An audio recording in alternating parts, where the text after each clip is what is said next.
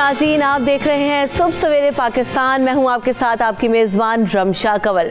नई सुबह का आगाज़ कर रहे हैं और जब भी हम नई सुबह का आगाज़ करते हैं तो यही बात करते हैं कि कुछ अच्छी बात हो ताकि जो सारा दिन है वो हमारा अच्छा गुजरे। तो आज जो अच्छी बात है वो यही है कि हम ये देखते हैं कि सबसे ज़्यादा जो आज कल जो सबसे ज़्यादा प्रॉब्लम दिख रही है वो यही है कि लोग बहुत ज़्यादा सुस्ती और काहली का शिकार हो गए। वो कहावत भी है ना कि कहा जाता है कि सोते को जगाना तो आसान है लेकिन जगाते हुए को जगाना सबसे ज़्यादा मुश्किल काम है। मतलब क्या हुआ, यानी जो लोग सुस्ती और काहली का शिकार हैं वो खुद अपने लिए गड्ढा खोदते हैं। अब ये कहना तो बहुत आसान है लेकिन अगर मैं खुद के ऊपर ये मिसाल रखूं तो जिस सुस्ती का शिकार मैं इस वक्त हूँ, बड़े दिनों के बाद आज सुबह उठी हूँ, आप सबके सामने शो का हम आगाज़ कर रहे हैं चाय के कप के साथ, जिसे सुस्ती भगाने के लिए कहा जाता है कि ये सबसे इम्पॉर्टेंट चीज़ है कि सुबह सुबह आप चाय का कप लें। आप सभी चाय के कप के साथ बैठे होंगे, नाश्ता कर रहे होंगे, बच्चे स्कूल चले गए होंगे, तो ख़वातीन जो हैं वो ख़ास तौर पर अब सोच रही होती हैं कि आगे अपना दिन कैसे प्लान करें। अगर यही वक्त सुस्ती और काहली में गुजर जाए तो आपका पूरा दिन जो है वो बहुत ज़्यादा स्लो हो जाता है, आपके सारे काम पेंडिंग हो जाते हैं। तो हमें अपनी ज़िंदगी से ज़रा सुस्ती और काहली को निकालना है, अपने आप को एक्टिवेट रखना है ताकि जो हमारे आगे आने वाला दिन है वो बेहतर तरीके से हम गुजार सकें। और ये सिर्फ दिन की बात नहीं है, अगर हम यही चीज़ इंडिविजुअल से हम तमाम लोगों को मिलाकर बात करें, सबकी मिलकर बात करें, तो ना सिर्फ इस सुस्ती और काहली में पड़े रहने की वजह से आपको इनफरादी नुकसान होता है बल्कि इज्तिमाई नुकसान बहुत ज़्यादा बड़ा होता है। पूरी पूरी कौमें इसकी वजह से तबाह हो गई। और अगर इस अमल को हमने ना रोका, अपनी ज़िंदगियों से ना निकाला, तो ना सिर्फ हमारी ज़ाती ज़िंदगी तबाह हो सकती है बल्कि हमारी जो इंडिविजुअली तो ज़िंदगी मुतासर होने के साथ साथ पूरी कौम भी इससे मुतासर हो सकती है। तो हम अगर बेहतर बनाना चाहते हैं कि हम परेशानियों से निकल जाएँ, प्रॉब्लम्स से निकल जाएं, तो अपनी ज़िंदगी से ज़रा सुस्ती और काहली को भी भगाएं, जैसे कि मैंने इस वक्त भगा दिया। सुबह सुबह उठ के मैं आपके सामने यहाँ पर मौजूद हूँ चाय के कप के साथ। तो आप सभी एनर्जाइज हो जाएं और फुल मोटिवेशन के साथ आज का शो देखें, क्योंकि हमारे पास बहुत सारे ऐसे मेहमान हैं, बहुत सारे ऐसे टॉपिक्स हैं जो आपके और मेरी ज़िंदगी से जुड़े हुए हैं। तो हम उस पर भी बात करेंगे, लेकिन सबसे पहले आपको बताएंगे कि आज मौसम पाकिस्तान भर में कैसा है। क्योंकि मौसम की जब भी हम बात करते हैं, खासी ठंड पड़ गई है। इस वक्त मैं यहाँ पर खड़ी हुई हूँ, लेकिन लाहौर वालों के लिए अब मैं इसे अच्छी खबर कहूँ, क्योंकि काफ़ी दिनों से वो इंतज़ार कर रहे थे कि कब सूरज निकलेगा, कब कुछ थोड़ी सी सर्दी में कमी वाक़ई होगी। तो बिल्कुल जनाब, थोड़ी सी सर्दी में कमी हो गई है। लाहौर के दर्जा हरारत पर ज़रा नज़र डालते हैं कि आज मौसम कैसा रहेगा। लाहौर में कम से कम दर्जा हरारत 5 डिग्री सेंटीग्रेड रहेगा और सबसे ज़्यादा दर्जा हरारत आज 17 डिग्री सेंटीग्रेड होगा।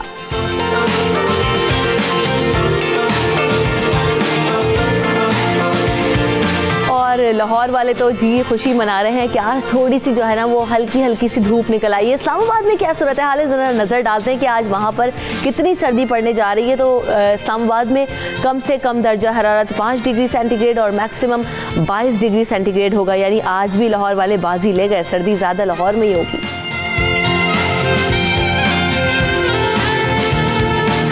और कराची का रुख करें तो कराची में जो यख बस्ता हवाएं चली हैं, सारे कराची वालों के शौक पूरे हो गए कि जनाब यहाँ तो ठंड नहीं पड़ती। लग पता गया उन्हें 2 ही दिन में कि ठंड होती क्या है। कराची में कम से कम दर्जा हरारत 12 डिग्री सेंटीग्रेड जबकि मैक्सिमम 24 डिग्री सेंटीग्रेड तक जा सकता है।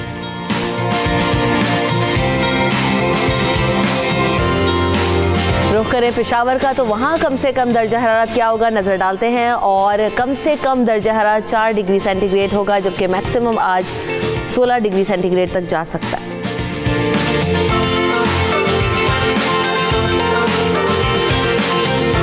और पेशावर के बाद अगर कोयटा का रुख करें तो सबसे ज़्यादा ठंड कोयटा में ही पड़ रही है और कोयटा का दर्जा हरारत आज कम से कम 3 डिग्री सेंटीग्रेड होगा और ज़्यादा से ज़्यादा 12 डिग्री सेंटीग्रेड तक जा सकता है।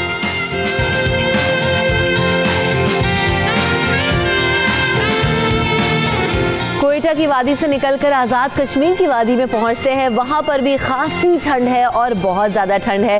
जो लोग विजिटर्स हैं, जो घूमने जा रहे हैं, ज़रा ख्याल रखें क्योंकि -2 डिग्री सेंटीग्रेड तक आज पारा गिर सकता है और मैक्सिमम जो है वो 9 डिग्री सेंटीग्रेड होगा।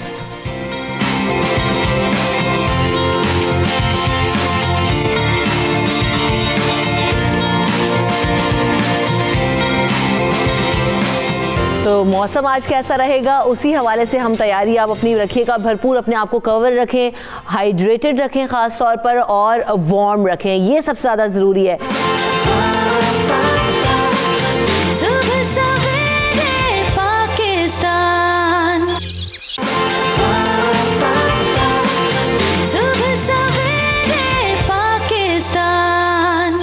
कुछ हीरोज़ ऐसे भी हैं पाकिस्तान के जो कि अब इतने यंग हैं, ख़ास तौर पर जो हमारी बच्चियां हैं वो बड़ा नाम रोशन कर रही हैं पाकिस्तान का, ना सिर्फ अपने मुल्क भर में बल्कि पाकिस्तान से बाहर भी। ऐसी ही एक हीरो जो कि आज हमारे साथ मौजूद हैं, उनका तारुफ मैं आपसे कराती चलूँ।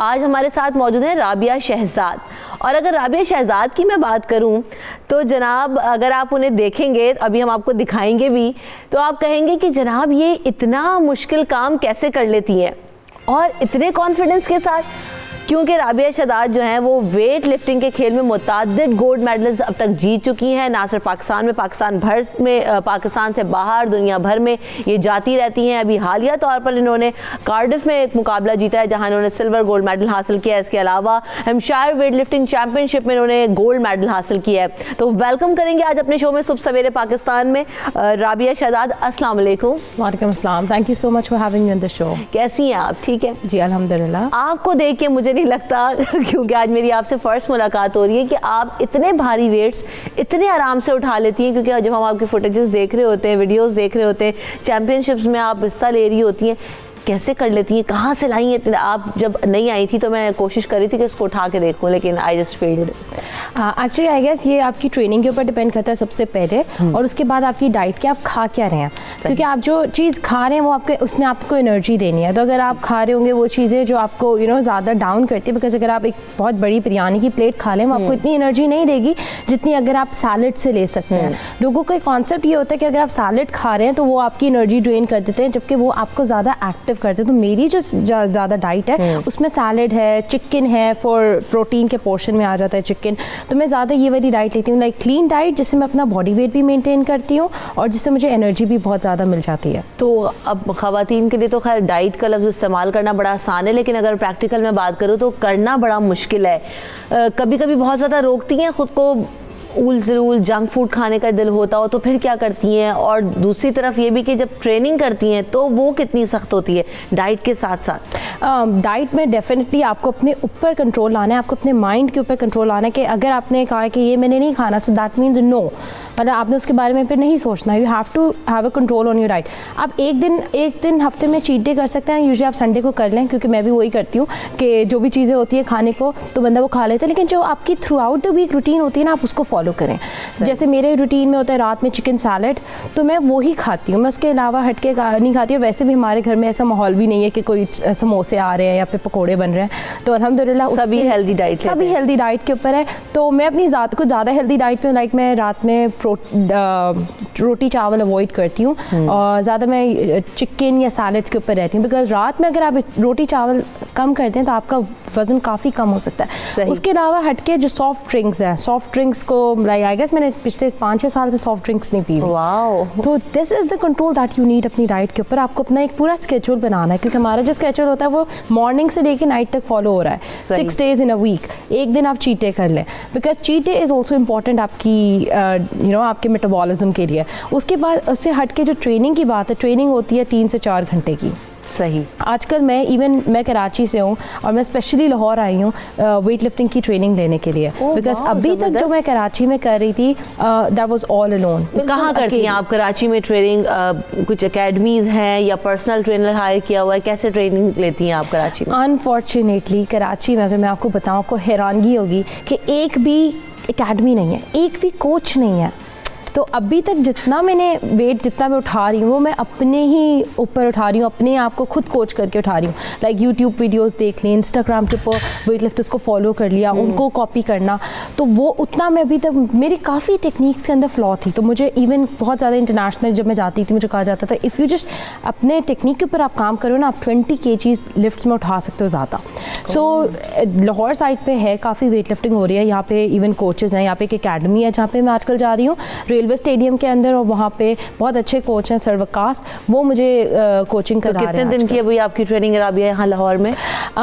उसके साथ साथ स्पोर्ट्स के साथ साथ मैं IBA स्टूडेंट भी हूँ। IBA पाकिस्तान का टॉप बिजनेस स्कूल है, बहुत ज़्यादा टफ टाइम देता है, लाइक बहुत हार्ड स्टडीज़ होती हैं।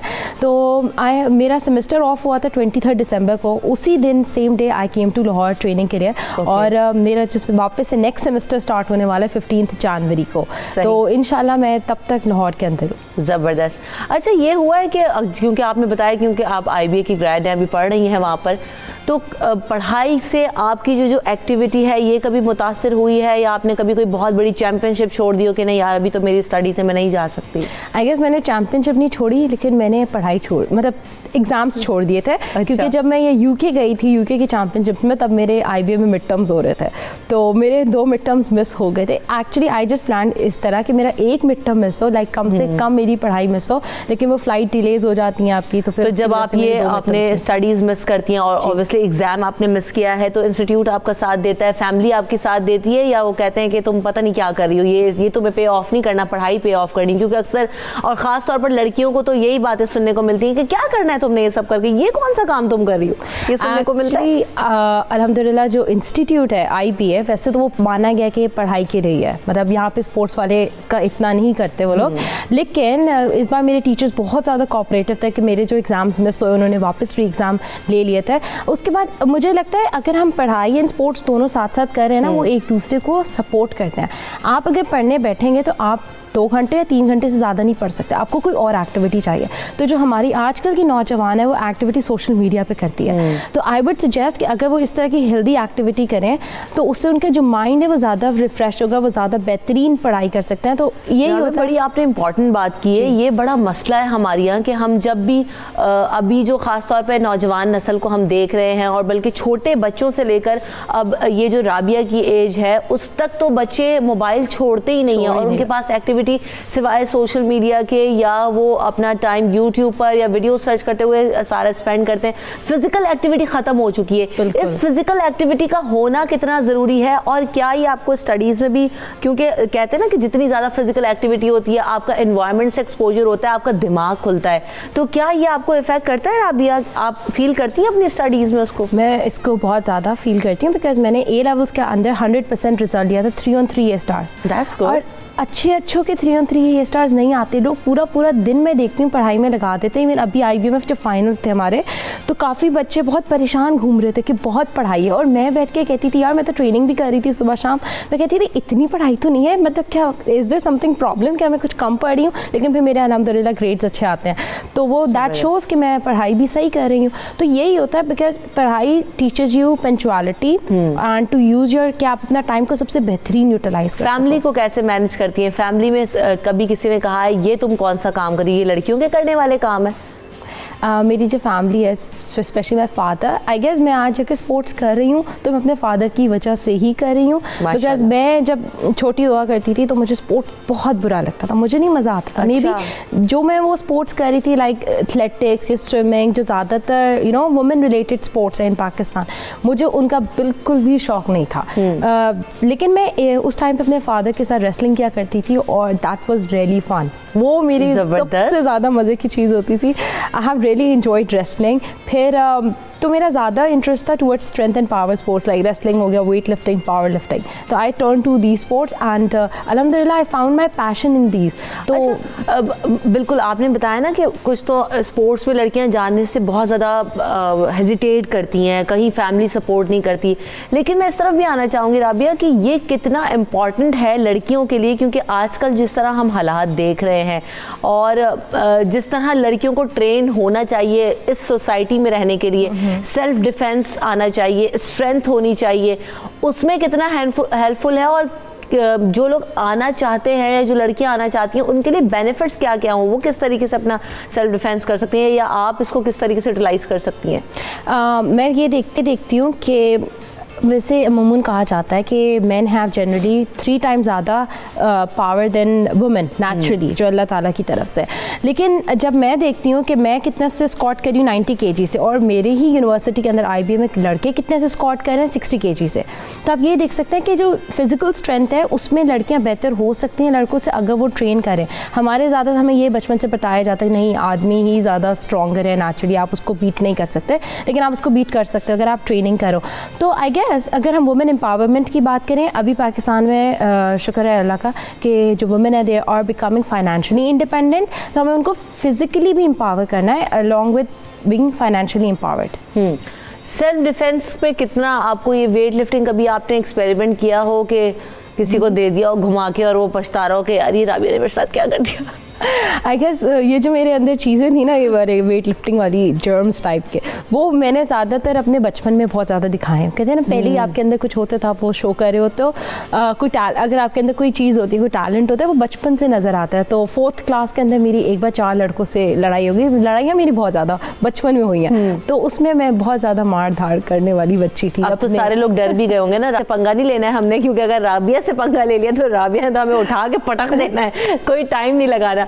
राबिया, स्पोर्ट्स जो है वो आपकी फैमिली का ही हिस्सा रही, क्योंकि आपकी सिस्टर, आपके फादर वो भी इन्वॉल्व हैं, और उनके बारे में भी ज़रा बताइएगा कि वो क्या करते हैं। मेरे फादर भी 57 ईयर्स के हैं और बिजनेस फुल टाइम करते हैं। लाइक सुबह 9 to 9 वो फैक्ट्री में ही होते हैं, काम कर रहे होते हैं, लेकिन वो रात को 10 बजे आए, 11 बजे आए, उन्होंने अपनी ट्रेनिंग ज़रूर करनी है। तो आई गेस वो एक पंचुअलिटी थी जो मैंने अपने फादर से सीखी कि इतना हार्ड वर्क कोई कर रहा है तो मतलब बंदे को होता है यार हम तो यंग हैं, हम तो यूथ में हैं, हमें तो उससे ज़्यादा हार्ड वर्क करना चाहिए।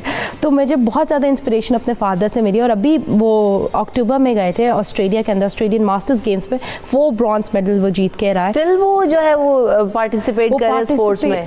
That's amazing. मतलब वो इतने ज़्यादा एंथुसियाज्म से अपनी ट्रेनिंग करते हैं और वो हमेशा प्लान कर रहे थे। मैंने अभी जनवरी में आयरलैंड जाना है, मैंने मार्च में हांगकांग जाना है अपने कॉम्पिटिशन्स के लिए। तो आई गेस मेरे से ज़्यादा वो बहुत ज़्यादा एंथुसियाज्म शो करते हैं। यानी वो जो मोटिवेशन है आपको लाइफ में वो आपके फादर से मिलता है। आपकी सिस्टर भी बैडमिंटन खेलती रही हैं और वो भी मेडल्स ले चुकी हैं काफ़ी। तो वो आप सब कैसे, क्या साथ ट्रेनिंग पे जाते हैं, जिम आप अपनी सिस्टर के साथ भी जाती हैं, किस तरह उनके साथ केमिस्ट्री कैसी है आपकी? मेरी जो प्लेयर जो बहन है Mahoor Shahzad, Pakistan number 1 badminton player है, लेकिन आई गेस वो सिबलिंग राइवलरी आ जाती है जब आप दोनों एक हमारा कंपटीशन बीच में आ गया कि कौन ज़्यादा एक्सेल करता है स्पोर्ट्स के अंदर।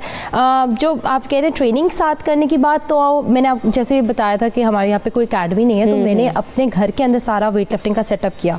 तो मेरी जो ट्रेनिंग होती है वो होम बेस्ड होती है, मैं घर के अंदर करी होती हूँ और वो जाती है कोर्ट्स के अंदर। बहुत बड़ा रिस्क भी होगा राबिया, क्योंकि जब आपने स्टार्ट किया होगा तो आपको इतनी नॉलेज नहीं होगी, या अगर अभी आप मुझे कहें कि मुझे उठा के दिखा तो मैं 10 दफ़ा सोचूंगी कि यार मैं इसको कैसे उठा सकती हूँ। लेकिन आपने कैसे स्टार्ट किया कि यार कुछ भी, अगर ये पाँव पे गिर जाए, खुदा ना खास्ता हाथ पे लग जाए, कहीं चोट लग जाए, तो ये तो बहुत बड़ा रिस्क फैक्टर है। और लड़कियां तो 10,000 बार सोचे, तो आपने कैसे किया? और खाली वीडियोस देख के क्या वाकई सेटअप हो सकता है, रिस्क नहीं होता?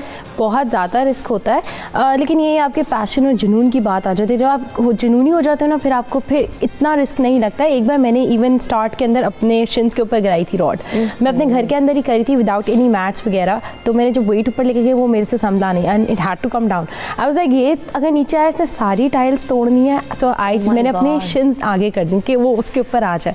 तो तब मुझे लगी थी चोट। और जब आपको एक बार चोट लगती है ना, तो आपको फिर डर लगता है वापस वो काम करने से, लेकिन फिर होता है कि आपने उस डर के साथ फाइट बैक करना है। यही हुआ था जब मैं अपना एक बार कभी बैक पे वेट गिर गया। मेरे साथ काफ़ी बार ऐसे इंसिडेंसेस हुए हैं, लेकिन आई गेस उसके साथ साथ मैं ट्रेन भी हो गई थी कि अगर कोई इस तरह फेल्ड अटेम्प्ट होती है तो उसके लिए भी आपने ट्रेन होना पड़ता है। You have to be strong. बिल्कुल। अच्छा, तो राबिया, अब क्योंकि वक्त रुखसत आ रहा है, थोड़ा टाइम भी शॉर्ट होता है बातें करने में, तो आपसे मुझे इतना मज़ा आ रहा है और यकीन जाने की इतनी इंस्पिरेशन मुझे मिल रही है कि आप इतनी छोटी हैं और आप इतनी माशाल्लाह फिट एंड स्मार्ट हैं कि कहीं से भी आपको लगता है कि आप इतना भारी वेट उठा सकती हैं। मैं ज़रा अपनी आँखों पर एतबार करने के लिए आपको कहूँगी कि मुझे ज़रा उठा कर दिखाएं। लेकिन जाने से पहले आप जो अभी जो बच्चियाँ हैं या जो हमारी ख़वातीन हैं वो इस स्पोर्ट में आना चाहें, तो उनको क्या पैगाम देगी? मैं उनको यही पैगाम दूंगी सबसे पहले चीज़ कि आपके अंदर पैशन होना चाहिए। If you have the passion कि आपने ये चीज़ करनी है तो आप इसकी तरफ आओ। मैं किसी को ये नहीं कहती कि आप आओ सब करें, no that's not the way. मतलब अगर आपको शौक़ है ना तो आप उस चीज़ को लो, बिकॉज उसके बाद आप उसमें अपना 100% एफर्ट्स देंगे। दूसरी चीज़ ये कि टाइम प्लीज़ वेस्ट ना करें। सोशल मीडिया से आपको कोई बेनिफिट नहीं मिलने वाला। आप ये हेल्दी एक्टिविटी करें, आपकी स्टडीज़ भी बेहतर होंगी, आपका स्पोर्ट्स करियर भी बेहतर होगा। और आई गेस सोसाइटी अब इन चीज़ों को काफ़ी वैल्यू कर रही है अगर आप एक मुकाम हासिल करें। और दूसरी चीज़ ये कि अगर आप स्टडीज़ एंड स्पोर्ट्स साथ साथ करेंगे तो दोनों ही में बेहतरी आप देखेंगे। क्या आप आगे आने वाले दिनों में फ्यूचर प्लान्स में कहीं एकेडमी बनाने का इरादा रखती हैं? क्योंकि जो बैरियर आपने फेस किया है, क्या आप फैसिलिटेट करना चाहेंगी कि आगे जो लोग आए उनको मैं फैसिलिटेट करूँ, ट्रेन करूँ, कोई एकेडमी ऐसी बनाऊँ? क्योंकि अब आपका इंटरनेशनल एक्सपोजर भी माशाल्लाह बढ़ रहा है, मेडल्स आप इतने सारे ले चुकी हैं, तो कुछ ऐसा प्लान है राबिया? मुझे लगता है कि मैं ये देखूंगी कि हमारी जो यंग गर्ल्स हैं उनके अंदर कितना वो है कि उनको करना है या नहीं करना। बिकॉज अभी तक मुझे मिक्स रिस्पांस मिला है। कुछ लड़कियां चाहती हैं करना, बहुत काम आ गया, और काफ़ी चाहती हैं नहीं हमने क्या करना, हम बस पढ़ लें या फिर बस शादी हो जानी है 21-22 में। तो ज़्यादातर लड़कियों का भी मुझे बहुत ज़्यादा कम इंटरेस्ट दिख रहा है पाकिस्तान के अंदर।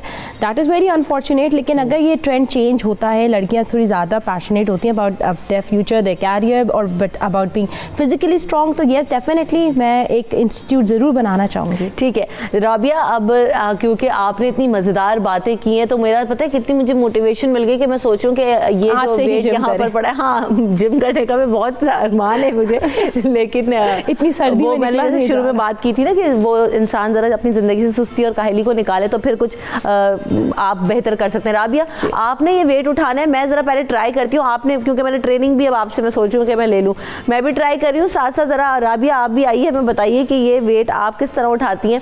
और ब्रेक पे जाने से पहले हम ये वेट उठाने की मैं नाकाम कोशिश करती हूँ, मुझे पता है मैं नहीं उठा सकती, लेकिन नो मैं नहीं कर सकती। राबिया आपको ये करना है, क्या कर सकेंगी? इंशाल्लाह मैं आपको करके दिखाती हूँ। रेडी आ जाए। हाँ, माइक रख लें आप, माइक रख लें, माइक पॉकेट में रख लें, कोई मसला नहीं है। राबिया जो है वो हमारे मुल्क की हीरो हैं और वो जिस तरीके से ख़वातीन के लिए बहुत बड़ी इंस्पिरेशन है, लड़कियों के लिए ख़ास तौर पे, कि आप जो करना चाहते हैं, चाहे आपको कोई सिखाने वाला हो या ना हो, आप अगर इनिशिएटिव लेना चाहें तो आप ले सकते हैं और उसमें कामयाबी भी हासिल कर सकते हैं। जो सबसे बड़ी बात और जो सबसे ज़बरदस्त बात मुझे आज राबिया से मिलकर लगी, राबिया आप ये वेट उठाएंगी, हम ब्रेक पे जाएंगे और ब्रेक पे जाने से पहले क्योंकि मेरा पाकिस्तान का जो टैलेंट है, ये जो हमारी हीरो पाकिस्तान है, यही माशाल्लाह इतनी टैलेंट है और बहुत सारा खूबसूरती है इस पाकिस्तान में, वो भी आपको दिखाएंगे। Here you go Rabia. Okay. Oh wow! इतनी अच्छा, ये जो क्लीन एंड जर्क होता है उसमें पहले वेट यहाँ आता है and then it goes up. अभी तो मैं अपने फुल कॉस्ट्यूम कहते हैं, shoes, proper belts and all that वो नहीं है, लेकिन that was just a deadlift, that was the basic lift जो हमारी पावर लिफ्टिंग में होती है। ठीक, thank you so much Rabia, it was nice having you on the show और wish you all the very best for all the future activities and championships. आप इसी तरह पाकिस्तान का नाम रोशन करें और हम सबको वो खुशियाँ और वो जो मोहब्बतें हैं वो आपसे समेटने का मौका मिले। Thank you so much Rabia, आप आए, आपने हमें टाइम दिया।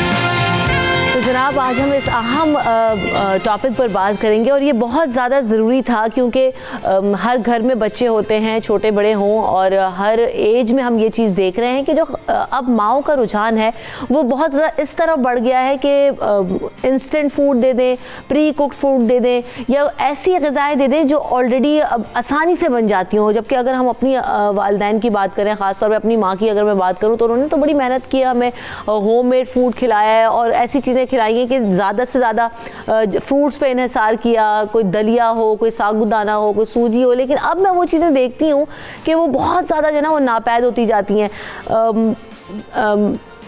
इंस्टेंट सीरियल्स आते हैं और बहुत सारे इंस्टेंट फूड आता है इस तरह का, मैं नाम नहीं लेना चाहूँगी, लेकिन वही अब माएँ तैयार करती हैं और फटाफट जी घोला और वो खिला दिया। लेकिन क्या हम ये सोच रहे हैं कि वो बच्चा जो बार बार उससे डिनाई कर रहा है, जो बच्चा वो मुंह में रखना ही नहीं चाह रहा, उसकी वजह क्या है? आया इसे पसंद है, आया इसका टेस्ट उसे समझ में नहीं आ रहा, या वो उसे खा खा के थक चुका है। बहुत सारे ऐसे रीजंस होते हैं, लेकिन चूंकि हम उस पर तवज्जो ही नहीं दे रहे होते, फिर हम उनको डॉक्टर्स के पास लेके जाते हैं और कहते हैं जनाब बच्चा खाता नहीं है, बच्चा इतना कमज़ोर है, वेट जो है वो बहुत ज़्यादा लूज़ हो गया, अंडर वेट है। तो ये सारे रीजंस, ये सारे फैक्टर्स, इन तमाम चीज़ों पर आज हम बात करेंगे। हमारा पैनल हमारे साथ मौजूद है और उन सब से जानने की कोशिश करेंगे कि हल क्या है और इसको किस तरीके से हम ओवरकम कर सकती हैं। माएँ जो ख़ास तौर पे बहुत ज़्यादा अपने बच्चों के फूड के लिए परेशान रहती हैं, तो वो क्या करें। तो सबसे पहले मैं तारुफ कराऊंगी सादिया ज़ुएब साहिबा मेरे साथ मौजूद हैं। सादिया हर्बलिस्ट हैं और उनसे जानेंगे कि वो किस तरीके से बताती हैं कि किस तरह की ग़िज़ाएँ दें बच्चों को, उनके स्टमक के हिसाब से कौन सी चीज़ें देनी चाहिए, इस पर भी हम बात करेंगे। उसके अलावा आयशा नासिर साहिबा मेरे साथ मौजूद हैं, वो न्यूट्रिशनिस्ट हैं। Welcome to the show. साथ साथ डॉक्टर आफिया जो कि चाइल्ड स्पेशलिस्ट हैं, उन्हें भी शो में वेलकम करूंगी। सबसे पहले सादिया आपकी तरफ बढ़ती हूँ। सादिया, बड़ा मसला है ये, हम उमूमन माओ को देखते हैं कि जनाब फूड उठाया और खिला दिया, ना हमारा फोकस सब्जियों पर है, ना हमारा फोकस फ्रूट्स के ऊपर है, बस जनाब जो इंस्टेंट फूड मिला दिया, बनाया, घोला और खिला दिया। तो क्या कहती हैं आपकी, कितना वो हेल्दी होता है या नहीं होता? पहले तो यही मैं आपसे जानना चाहूँगी। हाँ, नहीं हेल्दी तो मतलब बहुत सारी ऐसी कंपनीज़ हैं जो अच्छा फूड भी आपको प्रोवाइड कर रही हैं, इंस्टेंट फूड्स की जिनकी बात करें। लेकिन जब तक मतलब अगर मैं माँ हूँ, जैसे मेरी तो बच्चे माशाल्लाह बड़े हो गए, तो बहुत मेहनत की है बच्चों पे, क्योंकि हमारी मतलब मेरी माँ ने हम पे मेहनत की और जो उन्होंने सिखाया हमने उसी तरह से अपने बच्चों को पालने की कोशिश की। और इतना बच्चों ने तंग नहीं किया। लाइक जिस तरह अभी जो अब जनरेशन आ रही है, ना उनकी अपनी डाइट अच्छी थी और ना वो आगे अपने बच्चों को डाइट अच्छी दे रहे हैं, क्योंकि वो लड़कियों में खुद जान ही नहीं है, तो थक के चूर हो जाती हैं 1 मिनट में। तो वो कहती हैं कि इंस्टेंट कोई काम है, जैसे कोई नगेट्स मिल गए हैं, कोई चिप्स मिल गए हैं, फ्राइज, जो जिनके ऊपर इतने प्रिजर्व्स हैं, वो इतना नुकसानदेह हैं बच्चों के लिए, स्टमक के लिए, कि बच्चे डाइजेस्ट ही नहीं कर पाते ऐसी चीज़ों को बहुत ज़्यादा। अब शुरू से अगर आप एक छोटे बच्चे को देख लें जो शीरख्वार बच्चा है, उसकी डाइट के लिए भी इतनी चीज़ें आ गई हैं। आपको दही मिल रहा है मार्केट में, बिल्कुल फ्लेवर्स में, पैक्ड इन में। तो मेरा नहीं ख्याल, मैंने मेरे दौर में भी मिलता था, लेकिन मैंने हमेशा यही किया कि मैं घर का बच्चों को खाना बना के दूँ हमेशा। जैसे कि आप साबूदाना इतनी ज़बरदस्त चीज़ है, सूजी है, छोटे बच्चे जैसे शुरू कर लेते हैं 6 महीने तक, तो उसको ज़रूरत ही नहीं है। माँ खुद अच्छी खुराक ले और उसके बाद जो है वो बच्चे को अपना इस तरह घर के फूड पे लगाए और उसको डिफरेंट फूड्स दे, उसको हर टेस्ट हो बच्चे को। फल देना चाहिए उसको, आप ग्रीन वेजीज दीजिए बच्चे को, जिसको उसको जो है कि उसको अच्छा वाले मिनरल्स, कार्बोहाइड्रेट्स, प्रोटीन सब उसके बॉडी में जाएं, बजाय इसके कि आप उनको दूसरे फूड्स पे लेके आ जाएं। और बिल्कुल। अच्छा आयशा, जब हम डाइट प्लान कर रहे होते हैं तो बहुत सारी माओं को मैंने देखा है, मेरा भी एक बेटा है माशाल्लाह, वो 2.25 साल का है। तो जैसे मैंने अपनी मदर को, जैसे आपने कहा कि सादिया कि मैंने अपनी मदर को देखा, आप अपनी मदर से इंस्पिरेशन लेते हैं कि वो बच्चों को किस तरह से रख रही थी और फिर आगे बहनों के बच्चों को उन्होंने किस तरह रखा। तो मैंने भी वही चीज़ देखी कि जी हम घर में जो फ्रूट आ रहा है वो 6-7 महीने का, 8 महीने का है और हमने उसको पकड़ा दिया, वो टेस्ट कर रहा है, उसको अच्छा लग रहा है नहीं लग रहा, तो मुझे अंदाज़ा हो रहा है। मेरी कोशिश यही होती है आफ्टर रियली बिजी स्केजुअल कि मैं उसको घर का ही फूड खिलाऊं। मैं अवॉइड करती हूँ 10 पैक फूड, ये वो इस तरह की चीज़ें देने को। तो क्या प्लान करना चाहिए? बहुत सारी माएँ कहती हैं ये फ्रूट, इससे तो इसका गला ख़राब हो जाएगा। जैसे अभी इस वक्त हम ऑरेंजेस आ रहे हैं, तो अब मैं तो उसे दे देती हूँ कि खाओ, इसमें तो विटामिन सी है, ये तो आपके लिए बहुत अच्छा है। नहीं, इससे गला ख़राब होता है, बनाना इससे सर्दी लग जाती है। तो हम बहुत ज़्यादा रेजिस्टेंट हो गए हैं। क्या वजह है कि माएँ अब घबराने लगी हैं कि नहीं जी बस जो अवेलेबल फूड है वही बेस्ट है बच्चों के लिए? क्या ऐसा ही है? एक्चुअली आजकल इस तरह से होता है कि अगर बच्चे चूज़ी हैं तो मदर्स भी बहुत चूज़ी हैं, कि वो ये कहती हैं कि आपने जो बात की है वो बिल्कुल ठीक है कि हमने ऑरेंजेस नहीं देने बच्चे को, बनाना नहीं देना। सर्दियाँ जैसे अब आ गई हैं तो मदर्स जो है वो अवॉइड करती हैं कि हमने बच्चों को योगर्ट नहीं देनी है, उससे उनका गला ख़राब हो जाएगा। हालांकि ऐसा कुछ भी नहीं होता। अगर आप रूम टेम्परेचर पर इस तरह का फूड बच्चों को दें, हेल्दी डाइट बच्चों की रिक्वायरमेंट होती है, उनकी तो ग्रोइंग एज होती है ना, तो उन्हें दिन में जैसे अगर हम 3 टाइम मील ले रहे हैं तो उन्हें 3 टाइम मील और 2 2 टाइम प्रॉपर स्नैक्स चाहिए होते हैं। लेकिन मदर्स जो हैं वो मोस्टली इस चीज़ को अवॉइड, मोस्टली जो होती हैं वर्किंग वुमेन होती हैं, शायद इस तरह की प्रॉब्लम होती है, वो अवॉइड करती हैं कि हमें थोड़ी मेहनत ना करनी पड़े, उसकी बजाय हम बच्चों को सप्लीमेंट्स दे दें। आप देखें जो सप्लीमेंट्स हमारे पास मोस्टली आते हैं वो पाउडर फॉर्म में होते हैं या फिर जो होते हैं वो जूस फॉर्म में होते हैं। तो मदर जब वो बच्चों को इस तरह के सप्लीमेंट्स देते हैं, तो अगर तो बच्चा बहुत अर्ली एज में इस तरह के सप्लीमेंट्स लेना शुरू हो जाए तो बच्चे को लॉन्ग टर्म इफेक्ट्स उसके जो होते हैं बहुत ज़्यादा होते हैं। अच्छा, ये जो सप्लीमेंट्स का नुकसान है, ये आफिया मैं आपसे पूछूंगी कि जो मदर सूजी होती हैं डॉक्टर्स के पास जरा जाती हैं, फ़ौरन से उठ के भाग के जाती हैं कि ये हो गया, लेकिन रूट कॉज उन्हें आयशा नहीं पता है। क्या रूट कॉज सिर्फ यही है कि उन्हें उस तरह का फूड नहीं मिल रहा जो उन्हें चाहिए, जो उनकी बॉडी को डिमांड है? अगर मैं भी रोज़ाना एक ही तरह का सीरियल खाऊं, एक ही तरह का फूड लूं, तो मुझे भी कहीं ना कहीं उससे बेजारी होने लगेगी, मेरा दिल उकताने लगेगा और शायद मेरी बॉडी में बहुत सारी चीज़ों की कमी भी पैदा होना शुरू हो जाए, जो कि बच्चे बता तो नहीं सकते ना, मैं खुद भी अपने लिए नहीं बता सकती। तो इस चीज़ को रियलाइज़ करना कितना इंपॉर्टेंट है आयशा? देखिए, बैलेंस डाइट होगी तो इम्यूनिटी स्ट्रांग होगी। अगर इम्यूनिटी स्ट्रांग होगी तो जैसे बच्चा फ़ौरन बीमार हो जाता है या कोई भी वायरस बैक्टीरिया के साथ उसका कांटेक्ट होता है, वो फ़ौरन उससे बीमार होता है, उसके चांसेस कम हो जाएंगे। देखिए, आप वायरसेस बैक्टीरिया से बच तो नहीं सकते, उनके साथ आपका कांटेक्ट तो होगा ही होगा, लेकिन चांसेस इलनेस के चांसेस जो हैं वो कम हो जाएंगे इससे। जाहिर है डाइट जो है उसमें बहुत इंपॉर्टेंट रोल प्ले करती है, प्रोटीन का इंटेक उसमें बहुत इंपॉर्टेंट रोल प्ले करता है। दालें बच्चे यूजुअली नहीं खाते होते, अब चना चाट की फॉर्म में, लोबिया चाट की फॉर्म में दाल का सूप बना के बेसिकली मदर को थोड़ी एफर्ट करनी है, उसको फॉर्म चेंज करनी है। आजकल के बच्चे पिकी ईटर्स हैं, पहले तो ये वर्ड किसी ने सुना भी नहीं था हुआ। पहले जनरेशन में जो घर में खाना पका हुआ है उन्होंने सबने वही रात के वक्त बैठ के खाना है या दोपहर का वक्त है सबने इकट्ठे बैठ के वो खा लेना है।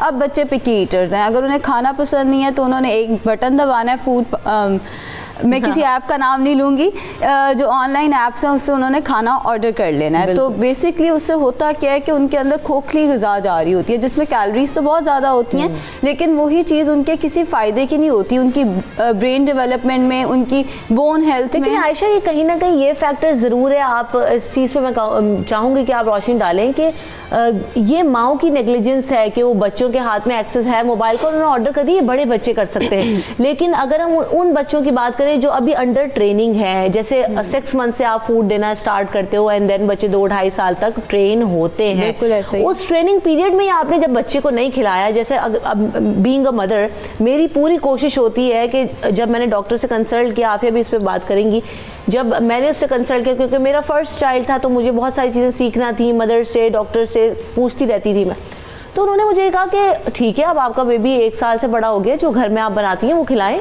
और चपाती भी खिलाएं, आप राइस भी खिलाएं, आप वेजीज भी खिलाएं, आप उसको सब चीज़ें दें। और मेरी कोशिश यही होती है कि अब मैं उसको हर चीज़ वो खिलाऊं, और वो कुछ चीज़ें नहीं खाता लेकिन मैक्सिमम चीज़ें हमारे साथ वो खाता है। तो क्या हम वो ट्रेनिंग अपने बच्चों को दे ही नहीं रहे कि जनाब वो दस्तरखान पे या डाइनिंग टेबल पे हमारे साथ बैठे हैं और वही खाएं? हमारी कोशिश होती है कि जनाब बच्चों की वो आपने फूड चेयर लगा दी, उनको खाना पकड़ा दिया, मोबाइल रख दिया, एंड देन हम कहते हैं बस अभी किस तरह खा ले, ठीक है, अपना टाइम कंज्यूम करें और फिर मैं सुकून से बाद में खा लूँ। तो क्या ये फैक्टर काउंट होता है? बिल्कुल यही फैक्टर। और इसमें एक चीज़ मैं कहती जाऊँगी कि माएँ जो हैं वो फ्रूट की तरफ ज़्यादा ध्यान देती हैं। हर बच्चा अगर आप देखें उसे फ्रूट की आदत होती है, केला भी खाएगा, सेब भी खाएगा, लेकिन वेजिटेबल्स की आदत नहीं डलवाई जाती, खीरे की आदत नहीं है, टमाटर अभी तक बहुत सारे लोग इवन टीनेज में पहुँच जाएंगे वो टमाटर नहीं खाते क्योंकि उन्हें शुरू से इंट्रोड्यूस ही नहीं कराया गया। तो वेजिटेबल्स पे भी उतना ध्यान देना है जितना फ्रूट पे। बेसिकली बच्चों को मीठा पसंद होता है। आप देखें अगर बच्चा दूध नहीं पी रहा, फीडर में 4-5 चम्मच चीनी डाल के मदर्स देना शुरू कर देती हैं, या कोई ऐसा दूध बाहर से ले आती हैं जिसके अंदर चीनी का कंटेंट थोड़ा हाई है, बच्चों को जाहिर है वो दूध जो है वो ज़्यादा पसंद आता है, शहद का इंटेक बहुत ज़्यादा बढ़ा देती हैं। बच्चों को मीठा पसंद होता है इसलिए वो फ्रूट की तरफ अट्रैक्ट होते हैं। वेजिटेबल्स में चूंकि इतना मीठे का कंटेंट नहीं होता तो हमने वो इंट्रोड्यूस करानी होती हैं। इस पर मैं ज़रूर कहूँगी कि मदर्स को चाहिए वो वेजिटेबल्स भी उतनी ही इंट्रोड्यूस कराएं जितनी वो फ्रूट को कराती हैं, और उसमें भी उतनी ही ग़िज़ाइयत है जितनी फ्रूट के अंदर है। बिल्कुल।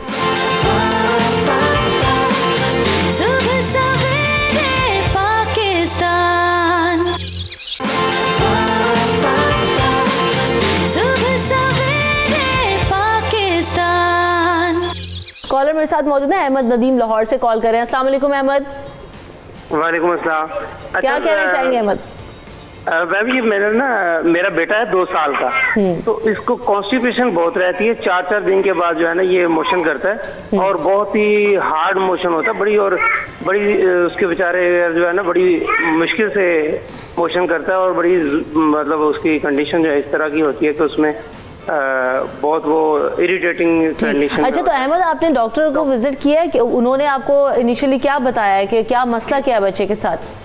मैंने उसको जो है ना काफ़ी ज़्यादा डॉक्टर को भी चेक करवा लिया। 2 साल से हम इसी कश्मकश में लगे हुए हैं। मैं डॉक्टर आफिया से पूछना चाह रहा हूँ कि वो इसमें क्या रिकमेंड है। चलें ठीक है, आफिया आप बताएं कि उनका 2 साल के बच्चा है और कॉन्स्टिपेशन का उसका।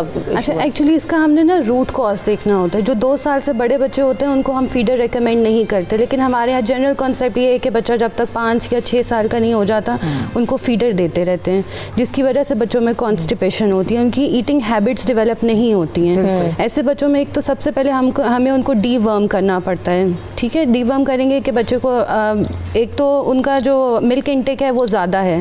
फीडर लेने से बच्चों के जो कॉन्स्टिपेशन के चांसेस होते हैं वो बहुत ज़्यादा इंक्रीज़ हो जाते हैं आफ्टर 2 ईयर्स तक काफ़ी है। और मैं आपके फर्स्ट कॉलर का भी जवाब देना चाहूँगी कि उन्होंने हमसे ये पूछा कि उनका बच्चा 1 साल का है और उनकी वाइफ जो है वो वर्किंग वुमेन है, तो उन्हें थोड़ी प्रॉब्लम होती है बच्चे को खाना खिलाने में। तो 1 ईयर के बाद बच्चों के लिए कोई स्पेसिफिक डाइट रिकमेंडेड नहीं है। आप लोग जो खुद खा रहे हैं वही टेबल पर बिठा के अपने साथ अपने बच्चे को दें। लेकिन मदर्स को थोड़ी ये प्रॉब्लम होती है कि बच्चा गिराता है, बच्चा फेंकता है, कि उसका एक लर्निंग फेज़ है। तो जो प्रॉपर खाना, जैसे आप अगर पराठा और अंडा खा रहे हैं तो आप उस बच्चे को भी पराठा और अंडा ही खिलाएंगे। आप अगर दही खा रहे हैं तो उस बच्चे को भी दही। 1 ईयर के बाद बच्चे की डाइट वही होगी जो आपकी डाइट है। बिल्कुल, उस बच्चे की ग्रोइंग एज है, उसको ज़्यादा रिक्वायरमेंट है न्यूट्रिशन की age compare to yourself. Ayesha, अभी हम क्योंकि बात भी करते हैं, सादिया ने भी उस तरफ पॉइंट पे लाई, क्योंकि अभी सबसे ज़्यादा जो मसला है वो हमारा ये है कि सॉफ्ट ड्रिंक्स इतनी कॉमन है कि हर बच्चे की एक तो उस पर एक्सेस है, और एक्सेस ना भी तो नज़रें ज़रूर लगी रहती हैं कि कहीं ना कहीं से दिख जाए और हम पी लें। ख़ासतौर पर भी मैं किसी शादी में गई, अभी पिछले दिनों की बात है, और मैंने देखा कि कितनी ठंड है, इतनी ठंड के अंदर, और वो अगर आप उसको रूम टेम्परेचर पे भी रखो तो कोल्ड ड्रिंक ठंडी ही रहेगी बहुत ज़्यादा। तो वो शादियों में खाना सर्व हुआ और जैसी कोल्ड ड्रिंक आई बच्चों ने सब कुछ छोड़ा और कहने लगे बस हमें कोल्ड ड्रिंक चाहिए, और माँ ने भी उठाई और कोल्ड ड्रिंक दे दिया और अपने खाने में बिजी हो गए। आई वाज शॉक्ड कि यार ये जब आप ही उसे इनकरेज करोगे या दे दोगे तो फिर तो बच्चे ने पीनी ही है, और कितना नुकसान है उसका, फिर वो फ्लू भी होता है, उनके स्टमक के लिए कितनी ख़राब है, वो भी ज़रा हमारी माओ को समझाएं।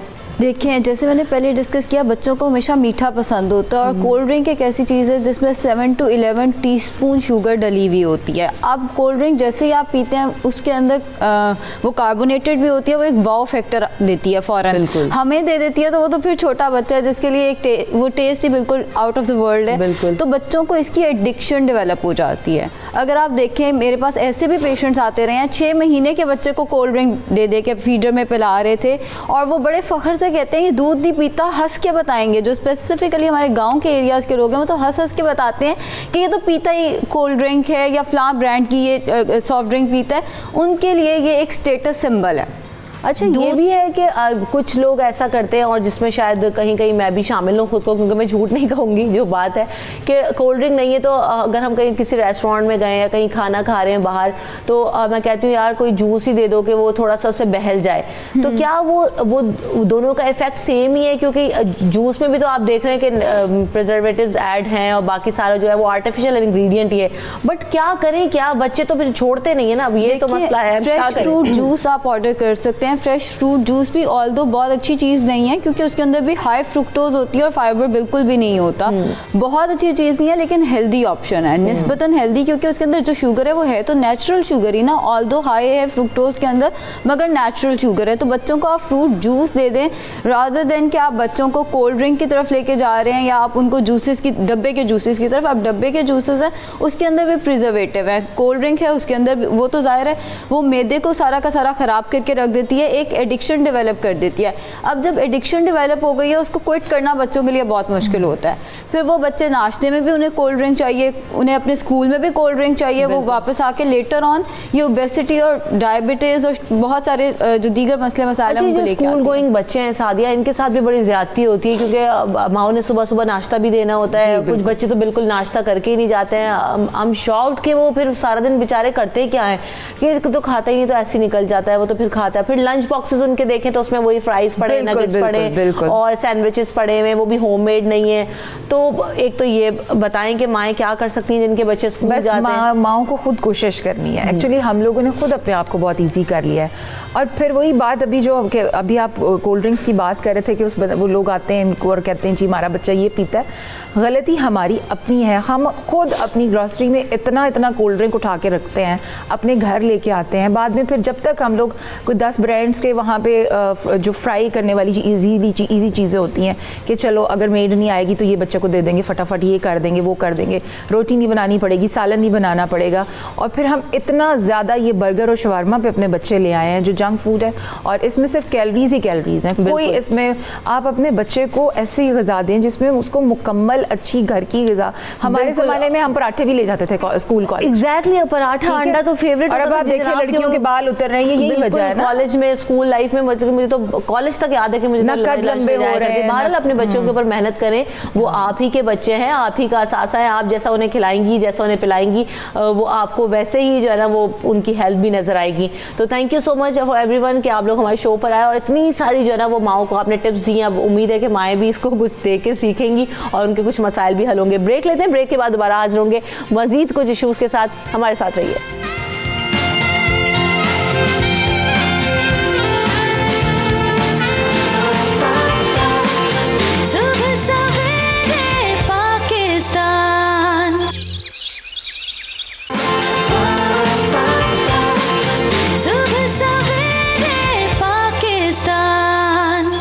प्रोग्राम में हम इस पर बात करेंगे कि क्या वजह है कि वालिदैन और बच्चों में क्या वो गैप पैदा हो जाता है या वो तरबियत का फुकदान रह जाता है कि वालिदैन जब अपने बुढ़ापे पर आते हैं तो फिर वो सोचते हैं कि वो बच्चे उन्हें सही तरीके से टाइम नहीं देते या उनकी केयर नहीं करते।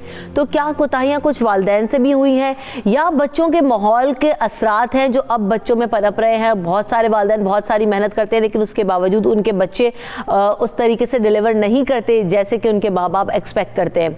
तो क्या जो बाहर के फैक्टर्स हैं जिसमें हमारा मीडिया भी इन्वॉल्व है, जिसमें उनके फ्रेंड्स, उनका सर्कल इन्वॉल्व है, कौन कौन सी ऐसी चीज़ें हैं जिन पर नज़र रखने की ज़रूरत है, जिन पर काम करने की वालिदैन को भी ज़रूरत है और जिनको रियलाइज़ करने की बच्चों को भी ज़रूरत है? आज हम उन सारी चीज़ों को डिस्कस करने की कोशिश करेंगे। तो जो मेहमान हमारे साथ मौजूद हैं उनका तारुफ आपसे कराती चलती हूँ।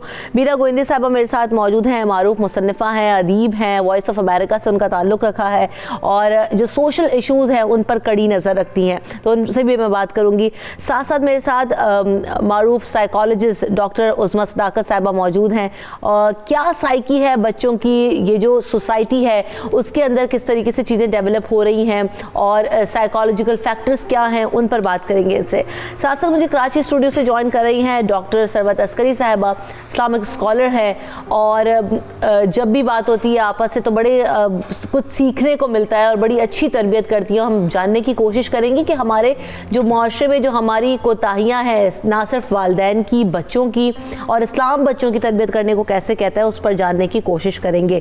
साथ साथ कराची से मुझे ज्वाइन कर रहे हैं Maroof mind science expert doctor Imran साहब। Welcome to the show. Doctor Imran, बात यही है कि जनाब हम जब ये बातें करते हैं तो बातें करने में तो बहुत आसान लगती हैं और इन दी एंड जब माँ बाप अपनी एज को पहुँचते हैं तो कहते हैं जनाब हमने बच्चों पर बड़ी मेहनत की, सब कुछ किया, लेकिन हमारा बच्चा देखो हमें पूछता नहीं है। ये ट्रेंड दिन ब दिन बढ़ता ही जा रहा है, जिसको आप देखें वो शिकायतें कर रहे होते हैं। मसला या की फैक्टर आप क्या समझते हैं? बहुत सारे फैक्टर्स हमने डिस्कस किए हैं, अभी बात करेंगे मजीद भी, लेकिन आपको क्या लगता है कि असल वजह क्या है डॉक्टर साहब? बिस्मिल्लाहिर्रहमानिर्रहीम। एक तो मैं प्रोग्राम के आपके पास बड़ी मोतबर मेहमानान गिरामी मौजूद हैं। मैं प्रोग्राम के आगाज़ में ही कह दूं कि बहैसियत एक उस्ताद और बहैसियत एक वालिद जिसका एक माशाल्लाह जवान बेटा और एक बेटी है, शायद मेरी आज की बातें वालिदैन को ज़्यादा पसंद नहीं आएंगी, ख़ास तौर से वालिद को शायद ज़्यादा पसंद नहीं आएंगी, क्योंकि हम जो कोताही कर रहे हैं, मुस्तकिल कोताही करते हैं। अल्लाह ने हमें इख्तियार दिया था तो हमने इस वजूद को दुनिया में लेके आए थे। ये हादसाती तौर पर पैदा नहीं हुए। दुनिया के अंदर एक बीज से लेके और दरख्त के फल तक एक बड़ा लंबा सफ़र होता है और दुनिया में ऐसा होता है कि बीज कोई और लगाता है और फल कोई और खाता है। दरख्त का ऐसा ही होता है। हम अगर ये सोच रहे हैं कि जी हमें इसलिए हम इसके ऊपर इन्वेस्ट कर रहे हैं कि हमें इसका रिटर्न चाहिए, जब ये जवान हो जाएगा तो ये हमें रिटर्न देगा, हमारी खिदमत करेगा, हमने जिसके ऊपर पैसा लगाया है ये हमारे ऊपर पैसे खर्च करेगा, ये सारे पैसे ला के हमारे हाथ में जो है देगा क्योंकि हमने इसके ऊपर इतना खर्च किया है। तो ये जो सोच है ये दुरुस्त नहीं है। दूसरी बात ये कि वालिदैन का शुरू से ये प्लान करना कि जब हम बूढ़े हो जाएंगे तो हम किसी के ऊपर डिपेंडेंट होंगे, ये सोच भी इंतहा से ज़्यादा गलत है कि वालिदैन को डिपेंडेंट नहीं होना है किसी के ऊपर। आपको कोशिश ये करनी है कि चलते हाथ पैरों जब तक आप मौजूद हैं आप एक कारआमद शख्स रहेंगे, आप किसी के लिए भी बेकार शख्स नहीं हो जाएंगे। ये भी एक दूसरी गलती है। तीसरी गलती ये कि मैं खुले क्योंकि ज़ाहिर मगरिब में रहा हूँ, मैंने सब काउंसलिंग वहाँ पे भी की है, यहाँ पर भी मैं कर रहा हूँ। बहुत सारा वक्त जो हम बाहर अपने बच्चों से दूर गुजारते हैं, वो चाहे वो अपने पाकिस्तान के अंदर गुजार रहे हों या मुल्क से बाहर ज़रूरत से ज़्यादा कमाई के लिए रह रहे हों, वो हम अपनी मादी ख्वाहिशात पूरी करने के लिए रह रहे होते हैं। खुदारा वो बच्चों के ऊपर उसका इल्ज़ाम नहीं देना चाहिए। हमारा घर अपना हो जाए, हमारा घर बड़ा हो जाए, हमारे यहाँ गाड़ी हो जाए, हमारे यहाँ बैंक बैलेंस हो जाए, हमारा स्टेटस हो जाए, इस दौड़ के अंदर हम अपने बच्चों से दूर होते हैं और उसके बाद हम कहते हैं कि हमने जो भी कुछ किया हम बच्चों के लिए किया, ये एक गलत रवैया है। और 7 साल से कम उम्र के बच्चे की मंतिक नहीं होती है, उसको फ़र्क नहीं पता होता कि डब्बे में और 3000 रुपए के इलेक्ट्रिक खिलौने में क्या फ़र्क होता है। तो जब हम ये कहते हैं कि हम इनके लिए इतनी महंगी महंगी चीज़ें लेके आ रहे हैं तो हम खुद ही उनको इसके ऊपर राग़िब कर रहे होते हैं और उसके बाद जब वो उस चीज़ की डिमांड करते हैं तो उसके बाद फिर हम ज़ाहिर पेशेमान भी होते हैं और उनको मोरिद इल्ज़ाम। अच्छा डॉक्टर इमरान, जो आप बात कर रहे हैं, आपा अगर मैं आपकी तरफ बढ़ूँ सरवत, आप हम यही बात देखते हैं बार बार, और अगर मैं वालिदैन का पॉइंट ऑफ व्यू रखना चाहूँ आपके सामने तो वालिदैन यही बात करते हैं कि जनाब हम तो बहुत बेहतर मुस्तकबिल देने के लिए कोशिश करते हैं और अपनी तरफ से पूरी कोशिश यही होती है कि जनाब बच्चों के लिए मैक्सिमम एफर्ट की जाए। इस्लाम इस बारे में क्या कहता है और क्या ये एक्सपेक्टेशंस ठीक हैं वालिदैन की जो हम रखते हैं कि जनाब ये बच्चे बड़े होंगे हमें पे ऑफ करेंगे, और फिर बच्चों की तरबियत में क्या कोताहियाँ वालिदैन करें? मैं चाहूँगी कि आप भी इस पर ज़रा रोशनी डालें। बिस्मिल्लाहिर्रहमानिर्रहीम, अस्सलाम वालेकुम। आज ज़ाहिर है टॉपिक आपका बहुत ज़्यादा अहमियत का हामिल है, इसकी भी मुझे खुशी है, लेकिन उससे ज़्यादा खुशी ये है कि टेलीफोनिक से ही मगर रमशा कंवल से मेरी बहुत अरसे के बाद एक आज मुलाकात हुई है। अल्लाह रब्बुल इज़्ज़त रमशा को भी सेहत और ज़िंदगी अता फरमाए और हम सबको यूँ ही आपस में मिलने मिलाने का मौका इनायत फरमाए। जिस तरीके से अभी मैं अपने भाई डॉक्टर इमरान साहब की गुफ्तगू सुन रही थी, हमेशा बहुत कुछ सीखने को मिलता है। मैं इस गुफ्तगू को थोड़ा सा एक और नज़रिए से देखने की कोशिश करूँगी। वालिदैन की एक्सपेक्टेशंस होती हैं, बहुत होती हैं, लेकिन साथ में सोहबत भी हुआ करती है औलाद की, यानी तरबियत वालिदैन की है लेकिन साथ में औलाद ऐसी सोसाइटी में है कि जहाँ पर उसकी सोहबत ऐसी है। मैं यहाँ पर चंद मिसरे अपने ही पढ़ना चाहती हूँ जो कि मैंने एक नज़्म लिखी थी और मैं चाहती हूँ कि उसके ज़रिए अपनी आज की गुफ्तगू को वाज़ेह कर सकूँ कि सोहबत बद भी यूँ ही काम किया करती है, अपने माँ बाप की इज़्ज़त को तबाह करती है। वाह। सोहबत बद भी यूं ही काम किया करती है, अपने माँ बाप की इज़्ज़त को तबाह करती है। बाप 5 वक्ता नमाजी भी रहा नेक चलन और औलाद मुसल्ले से जुदा रहती है। बात बेबात पे झिड़की ये दिया करते हैं, अपने माँ बाप को कम अक्ल कहा करते हैं। अपनी दानिश में मैनर्स सिखाते हैं इन्हें और हर बात पे ये बात बताते हैं इन्हें। आप कम अक्ल हैं, मालूम नहीं है कुछ भी, हम तो ज़ी इल्म है, मालूम है सब रोज़ो शबी। दुनियादारी के सब असबाब हमें अजबर हैं, आप क्या जानिए हर बात में हम बेहतर हैं। आज ये याद नहीं उनको किसी ने पाला, आँख का नूरे नज़र और ज़ुबां का छाला। मेवाए दिल थे ये इस तरह से इनको पाला, कोई ठोकर न लगे इनको या रब्बुल आला। बेशक आज औलाद ये कहती है किया आपने क्या, हमने कब आपसे चाही थी ये खिदमत आला। आप ना करते ये जहमत भी तो हम पल जाते, आप ना हाथ लगाते भी तो हम पल जाते। सबसे पहली बात तो ये मेरी बहन के औलाद को ये याद रखना चाहिए कि मज़हब इस्लाम में अपने वालिदैन को उफ़ भी ना कहो, और अगर उफ़ से भी ज़्यादा हक़ीर छोटा मामूली कोई लफ्ज़ होता तो यकीनन शरीयत इस्लामी हमें उसकी जानिब मुतवज्जो करती कि अपने वालिदैन को उफ़ तक ना कहो। बिल्कुल। तो सबसे पहली बात तो ये है कि औलाद दुनिया में आई है, परवरदिगार आलम ने वालिदैन को अमानतदार बनाया है, और जब वालिदैन ने को अमानतदार बनाया है तो उस अमानत की हिफाजत भी बहुत अच्छे तरीके से करनी है। आपका एक सवाल था कि जिस तरीके से आज की इस मसरूफ़ दुनिया में वर्किंग पर्सन ज़्यादा हैं और वो अपने बच्चों की इस तरीके से तरबियत नहीं कर सकते हैं। देखिए, मैं बहुत सारे ऐसे वालिदैन को जानती हूँ जो घर में रहते हैं लेकिन उसके बावजूद भी उनकी औलाद कोई बहुत अच्छी नहीं रहती। तो ये कोई क्राइटेरिया नहीं है, बल्कि हो सकता है कि किसी की औलाद मसरूफ़ वालिदैन की भी बहुत अच्छा परवान चढ़े और किसी की ये भी हो सकता है। लेकिन इस साथ में मुकाफ़ात अमल भी हुआ करता है कि आपने जो कुछ अपने वालिदैन के साथ किया है, आपने जो बीज बोया है उसको फसल काटनी ही काटनी पड़ती है। बिल्कुल। इसके अलावा आजमाइश भी होती है, गुनाहों का कफ़ारा भी होता है। अगर आज आपकी औलाद आपके साथ नाज़ेबा सलूक कर रही है, कोई ऐसा नारवा रवैया रख रही है, तो आप अल्लाह से तवस्सुल कीजिए, परवरदिगार आलम से दुआ मांगिए और रब्बुल आलमीन से अपने हाल को बयान कीजिए और उससे मालूम कीजिए कि परवरदिगार मेरी कौन सी ऐसी गलती थी कि जिसकी बिना पर मेरी औलाद मेरे साथ ये सलूक कर रही है। बहुत सारी बातें हम यहाँ पर इस ज़िम्न में कर सकते हैं। और जैसा कि वालिदैन में बाप का अलग एक रवैया हुआ करता है, वालिदैन की तरबियत का एक अलहदा अंदाज हुआ करता है। मुझे याद है एक चैनल पर रिमशा जब हम और आप एक साथ काम कर रहे थे तो ये उसी ज़माने की बात है, क्योंकि पूरा रमज़ान हम साथ थे तो अफ्तार और सहर ट्रांसमिशन हुआ करती थी। तो अफ्तार ट्रांसमिशन में एक मरतबा होस्ट ने ये कहा कि मैं उस माँ को मुरीद इल्ज़ाम ठहराती हूँ जो अपनी औलाद की अच्छी तरबियत नहीं करती। मैंने वहीं पर कहा, मैंने कहा सिर्फ माँ को मुरीद इल्ज़ाम न ठहराइए बल्कि बाप को भी मुरीद इल्ज़ाम ठहराइए। अगर बाप अपने जवान बच्चों के सामने अपनी ज़ौजा की बेइज्जती करता है, अपनी वाइफ की बात बात पर उसको झिड़कता है, तो दर हकीकत वो अपने जवान बेटों को तैयार कर रहा है। बात वही ना आपा कि हमने तो ये भी अज्यूम किया हुआ है बीवियों के साथ ऐसे ही सलूक करना। बिल्कुल। सुबह सवेरे पाकिस्तान, सुबह सवेरे पाकिस्तान। डॉक्टर उज़मा, यही जो बातें हम कर रहे हैं, यकीनन सोसाइटी में चेंजेस आए हैं, हमारा जो पूरा लिविंग सिस्टम है वो अब चेंज हो रहा है, मॉडर्न हो गया काफ़ी हद तक। जैसे पहले जॉइंट फैमिली सिस्टम था, उसमें बहुत सारी चीज़ें बिल्कुल टोटली डिफरेंट थी। दादी दादा का वो इन्फ्लुएंस होना, वो बच्चों को देख लेते थे, वो संभाल लेते थे, लेकिन एवरीबडी इज़ बिजी, तो ऑब्वियसली वो अब चीज़ें चेंज होती जा रही हैं। तो साइकोलॉजिकल फैक्टर्स आपको क्या लगते हैं कि क्या वालिदैन को अपनी सोच बदलने की ज़रूरत थी, उन्होंने सोच नहीं बदली है, या फिर बच्चों के ऊपर इन्फ्लुएंस मीडिया का, सोशल मीडिया का या आउटसाइड वर्ल्ड का इतना हो गया है कि वो अब इन चीज़ों को देखना या उस तरीके से पसंद नहीं करते कि जनाब कोई उनको इंटरफेयर करे, कोई उनको टॉन्ट करे, कोई उनको कोई चीज़ रोक टोक करे, वो आगे जाके उनमें बिल्डअप होती रहती है, देन वो फिर वो सारी चीज़ें सामने आती कि जनाब वो वालिदैन को भी टाइम नहीं देना चाहते या उनके साथ भी बेहतर सलूक नहीं रखते। अच्छा, मेरा मानना ये है कि वालिदैन कोई जानबूझ के कोताहियाँ नहीं करते जो कि बाद में बच्चों के अंदर हमें नज़र आती हैं, उनके बिहेवियर के थ्रू या इमोशनल प्रॉब्लम्स के थ्रू, या जो गैप की हम बात कर रहे हैं।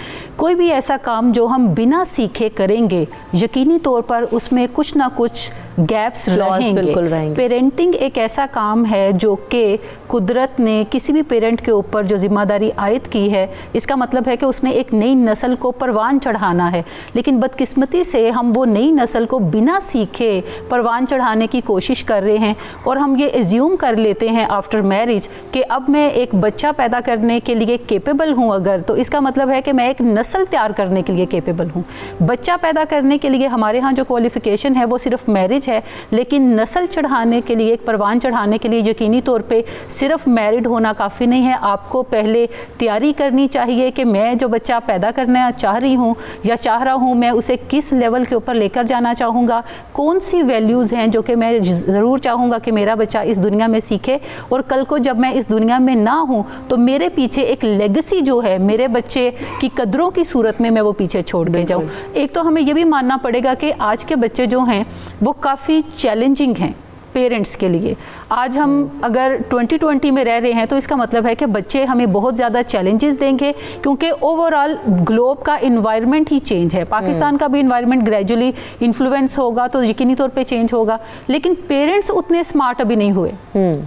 हमारे घरों में हम एक अब सादा टीवी रखना पसंद नहीं करते, हम कहते हैं बिकॉज हम ओल्ड फैशन नहीं हैं, लेकिन हम बतौर पेरेंट्स चाहते हैं कि हम जो 50 साल पहले हमारी अम्मी ने किया था हम भी वही करते हुए नजर आएं और हमारे बच्चों को उसी तरह अदबोद आपके साथ हमारे साथ वो बात बहुत ज़्यादा सुनने को मिलती है ना डॉक्टर साहिबा के हमारे माँ बाप तो यही करते थे, तुम लोग पता नहीं क्या करते। ये हमारी कोई विशफुल थिंकिंग है, लेकिन ये रियलिस्टिक अप्रोच नहीं है। We have to be the smart parents.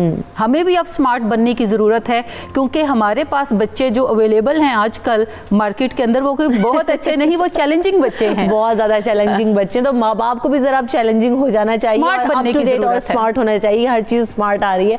बाहर हमारे साथ इस वक्त कॉलर मौजूद है, उनकी कॉल ले लेते हैं। अस्सलाम वालेकुम याया साहब, कैसे हैं आप? अल्लाह का शुक्र है, और कराची में भी हम जरा सर्दी एंजॉय कर रहे हैं। जबरदस्त। आपके तमाम मुअज़्ज़ज़ मेहमानों को सलाम है। 92 चैनल का आपके प्रोग्राम की सबसे बड़ी खुसूसियत है कि आप इस्लाह का कुछ ना कुछ जरिए रखते हैं, और मैं यकीन करें कि मैं इनको, मेरे लिए तो इनके लिए क्लैप करने का दिल चाह रहा है जो इन्होंने बात की ना आपके डॉक्टर साहिबा ने। यही मेरे दिल की आवाज़ है, यही मैं समझाऊँ कि मेरे भी 2 बच्चे हैं। देखिए, वी शुड बी स्मार्ट। आज के दौर की रिक्वायरमेंट, आज के दौर में जो कुछ हो रहा है, if you don't know you can't handle your children. अब मैंने भी वही तरीका इख्तियार किया, मैं भी स्मार्ट बनने की कोशिश कर रहा हूँ स्मार्टफोन की तरह।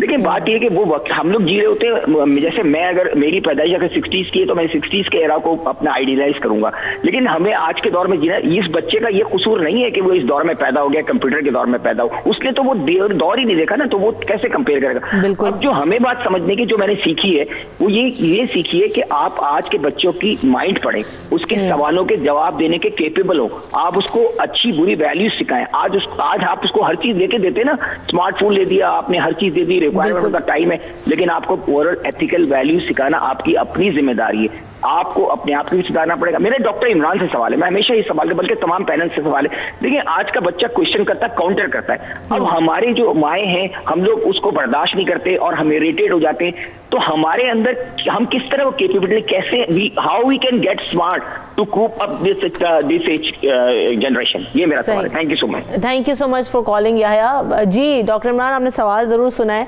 बताइएगा आप क्या कहेंगे उनको। देखिए, मैं इसी पहलू पे बात करने वाला था। याया ने बहुत अच्छी बात कही है कि प्रॉब्लम हो कहाँ रहा है, मैं आपको बता देता हूँ। प्रॉब्लम ये हो रहा है कि हम अपने हुकूक चाहते हैं फ़राइज़ पूरे किए बगैर।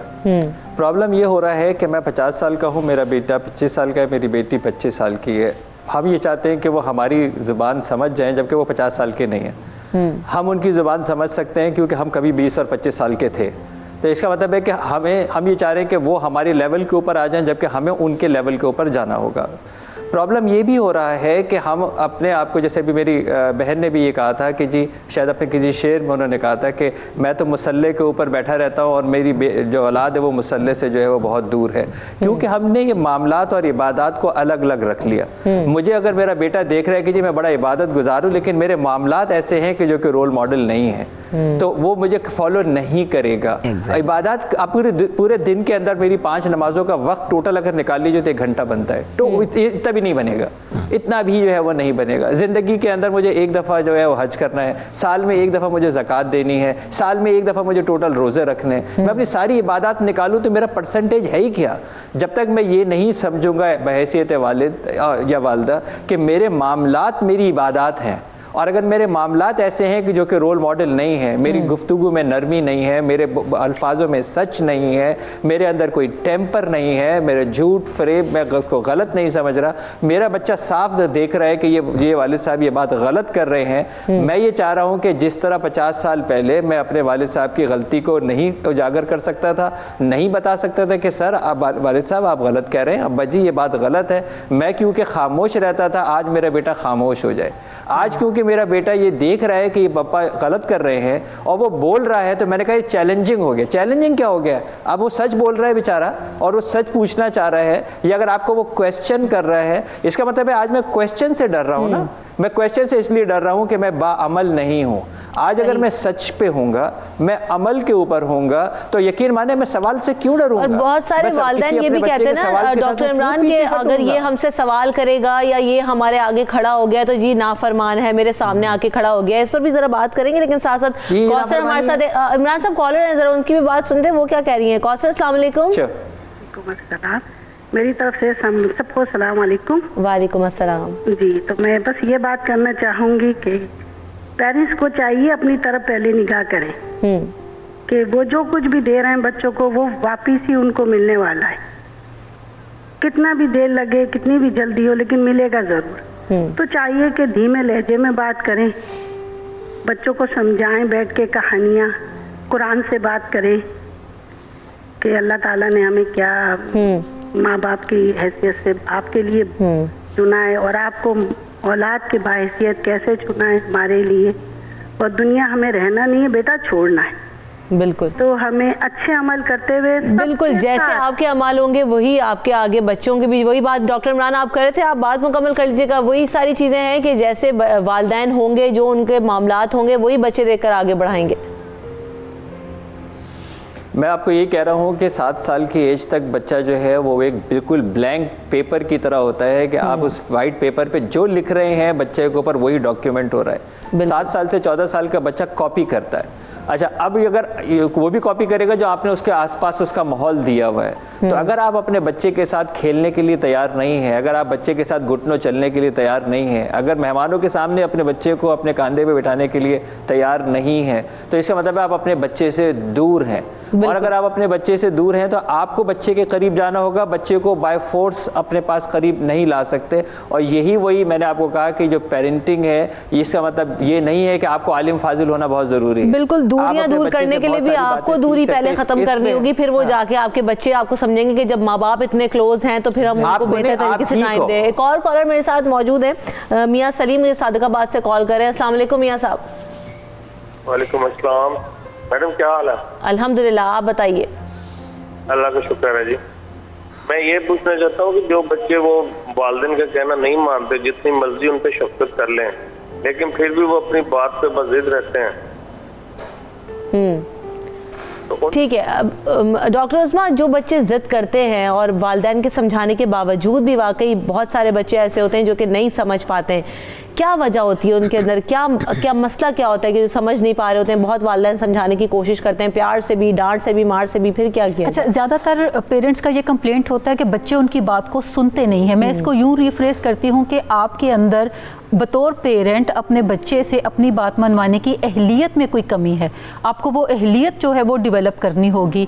पेरेंट्स के पास एक कुदरती एडवांटेज ये होता है कि वो उम्र में अपने बच्चों से कमोबेश 20-25 साल बड़े होते हैं। इसका मतलब है कि 20-25 साल वो तजुर्बे में भी ज़्यादा हैं। बिल्कुल, पेरेंट्स को अपनी लीडरशिप पोजीशन जो है घर के अंदर वो कायम रखने के लिए नॉलेज को भी इन्हेंस करना पड़ेगा। जो जदीद अलूम आते हैं उनके बारे में नॉलेज गेन करना पड़ेगा, ताकि आपका बच्चा किसी भी बात के लिए आपकी तरफ देखे और जब वो आपके पास कोई सवाल लेकर आए तो आपके पास उसका कोई अप्रोप्रिएट जवाब हो। आप अनॉयड नहीं हो उसके साथ कि तुम हर वक्त बहस मुबाहिसे में पड़े रहते हो, तुम नए नए सवाल लेकर आते रहते हो, मैं तो तंग आ गया हूँ। जब भी आपका बच्चा आपके पास आए तो एक तो आपके पास अप्रोप्रिएट जवाब होना चाहिए। से अगर नहीं है तो आप अपने बच्चे को गलत जवाब मत दें, उसे बहलाएं फुसलाएं नहीं, बल्कि उसको कहें कि फ़िलहाल मुझे इस जवाब का पता नहीं है, लेकिन मैं इसको सर्च करूंगा, ढूंढूंगा, कल मैं आपको आके बताऊंगा कि क्या इसका मतलब है जो कि आप मुझसे पूछना चाह रहे हैं। बहुत बहुत खूबसूरत आपने एक और चीज़ जो कि हमें करने की ज़रूरत है घर के अंदर, के पेरेंट्स को अपनी रिट भी इस्टेब्लिश करने की ज़रूरत होती है। अगर पेरेंट्स की रिट इस्टेब्लिश्ड है तो फिर बच्चे उनकी बात को मानेंगे। और रिट के लिए हम इंतज़ार करते रहते हैं कि कोई बड़ी बात होगी तो हम अपने बच्चे से मनवाएंगे, जबकि हमें हर रोज़ कोई 10 से 15 छोटी छोटी गैर मामूली बातें अपने बच्चों से मनवाने की ज़रूरत है। वो बिल्कुल इतनी छोटी हो सकती है कि बेटा ये प्लेट मुझे पास कर दो, ये टिश्यू का डब्बा मुझे ला दो, ये पेन उठा के उधर रख दो।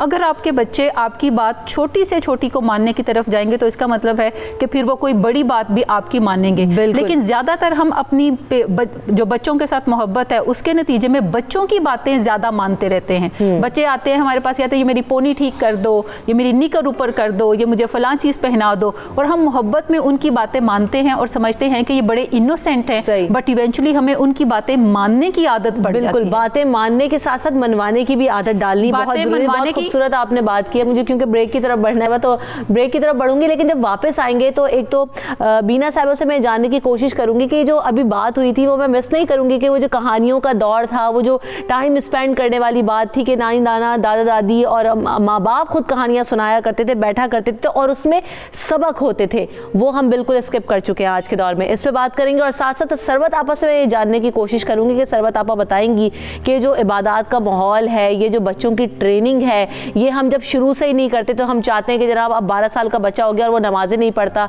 और आप खुद भी नमाज नहीं पढ़ते और चाहते हैं कि आप वो बेहतरीन पर्सनैलिटी बन के उभरे, तो जब तक आप दीन कामिल पर ही बच्चों को नहीं डालेंगे तो वो कैसे बच्चे आगे जाकर एक बेहतरीन शख्सियत बन सकते हैं। तो इस पर जानने की कोशिश करेंगे। मैं ब्रेक ले लेती हूँ, ब्रेक के बाद दोबारा हाजिर होंगे। आप भी कहीं नहीं जाएगा, देखते रहिए सुबह सवेरे पाकिस्तान।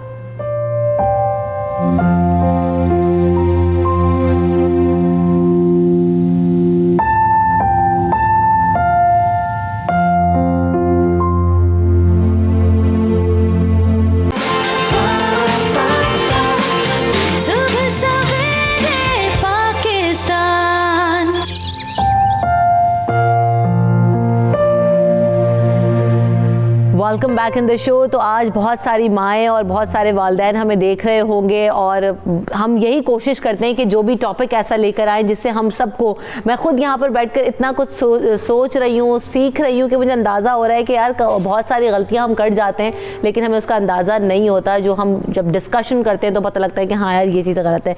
मेरे साहब, जैसे हम ब्रेक पे जाने से पहले एक तो बात करते कि वो कल्चर ही ख़त्म हो गया है, वो कहानियाँ सुनाने वाला, वो टाइम स्पेंड करने वाला, और उन कहानियों में छोटी छोटी नसीहतें हुआ करती थी जिनसे बच्चे शुरू से ही वो बेड टाइम स्टोरीज, अब तो बेड टाइम स्टोरीज भी वो है कि किताब लिए, बहुत कम है वो रुझान भी, वो लिए वो पढ़ के सुनाए एंड देन फिनिश्ड। वो इंटरेक्शन खत्म हो गया बच्चों के साथ, वो इमोशन, वो जो एक्सप्रेशन था उसकी वजह से वो बच्चे भी जरा, अब मुझे कहीं कहीं ऐसा लगता है कि बहुत रोबोटिक टाइप के हो गए। वो आपने बहुत अच्छी बात की कि वो आप अभी किताब की बात की, किताब बीनी का रवाज तो वैसे ही आमतौर पे हमारे लिए एक बड़ी, बीइंग राइटर मेरे लिए भी एक बहुत हम तशवीशनाक ये होती है बात, लेकिन इतना परेशान नहीं होना चाहिए। उसका मीडियम चेंज हुआ है, it's not the book has not, it's e book now, so इसलिए परेशान नहीं होना चाहिए। वो कहानी जो पहले दादी अम्मा सुनाती थी वो हम ढूंढते हैं। अच्छा, अब हम ये कि हम वो कहानियाँ हम ई पे डालना चाहते हैं, ठीक है, चूँकि ये चीज़ को माइंड में रखना चाहिए। You no, keep in mind कि 10,000 ईयर्स के बाद एक मुआशरा करवट ले रहा है। जब सबसे पहला रेवोल्यूशन आया था, जिसको मैं कहती हूँ, उसके बीच के रेवोल्यूशन उसके इंटैक्ट थे, वो था that was the agriculture revolution, and उसके बाद जो अब आया, this is like the artificial intelligence या AI का या computer, you know, it's 10,000 years. इस सारे स्पैन में हमारे अंदर रवैयों में चेंज आया, लेकिन एक इंसान के एजेस जो हैं वो ये है कि एक बच्चा, जिसको हम बच्चे की, पहले तो हम बच्चे की भी डेफिनेशन करेंगे कि बच्चा 50 साल का भी हो सकता है, 70 साल के पेरेंट्स के लिए तो बच्चा 3 साल का भी हो सकता है। अब बच्चे को हमें ये, हमारी एक्सपेक्टेशन औलाद की, अगर हम बात करें वालिदैन का औलाद से, अगर हम यूँ इसको डिज़ाइन करें तो that will be much more better. एक तो बात ये है, अब हमारी एक्सपेक्टेशंस, वो एक टीनेजर्स के पीयर प्रेशर बहुत ज़्यादा होता है, हार्मोनल चेंजेस होती हैं, उसके अंदर हम पेरेंट्स को थोड़ा सा बहुत डाउन रखना चाहिए, क्योंकि पेरेंट्स को वेरिएशन अपने मूड में लानी पड़ेगी। वो ट्रेनिंग नहीं है, दैट इज़ लाइक जैसे हम भी चेंज हो रहे हैं।